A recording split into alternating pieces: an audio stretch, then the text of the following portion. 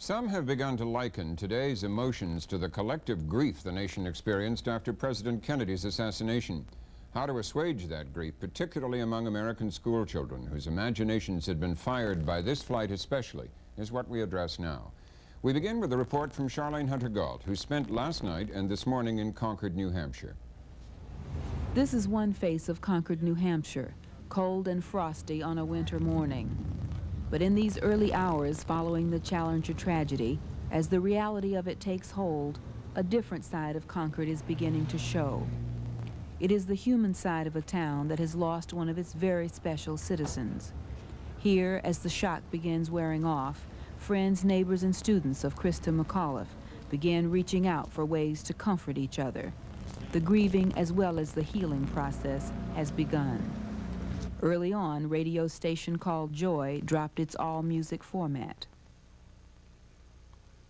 Miss McAuliffe really bad, because she was one of the best teachers we had. And I was talking to some of my friends, and they agreed with me.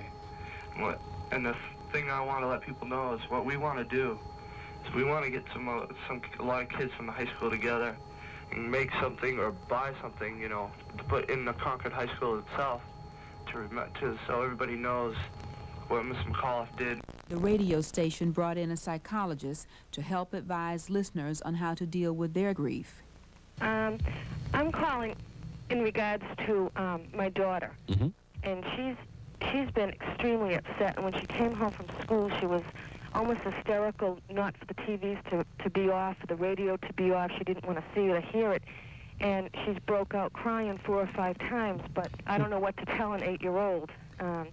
I've had a really hard night with her tonight, all since she got home from school. And I was just wondering if you had any advice for me.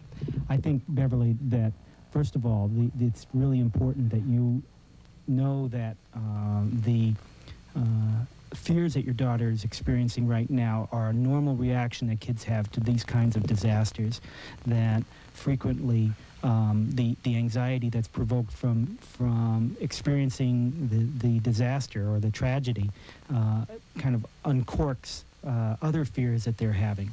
And the best thing that you can do is to just allow her to talk about these things, give her as much reassurance and support that she needs. Did they find the spacecraft?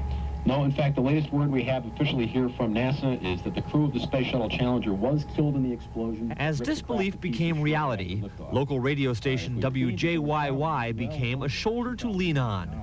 Their regular music program was dropped so that callers, many of them children, could get through. We heard tonight that there was no survivors.